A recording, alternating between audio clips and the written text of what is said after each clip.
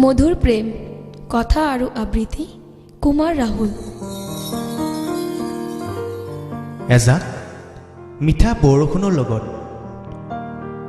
প্ৰেমৰ সন্ধিয়াত তোমাৰ লগত,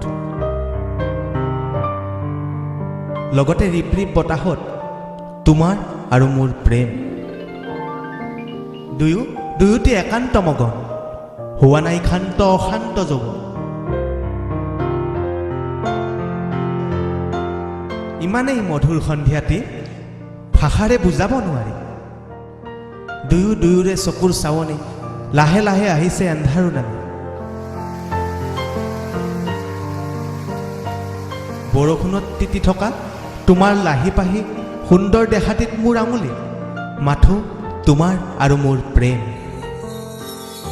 তোমাৰ মিঠা মিঠা কথাত চৰাই চিৰিকটি আনকি গছৰ পাতেও মেলিছে হাঁহি। কি যে মধুৰ মধুৰ সন্ধিয়াটি থাকিব নোৱাৰি।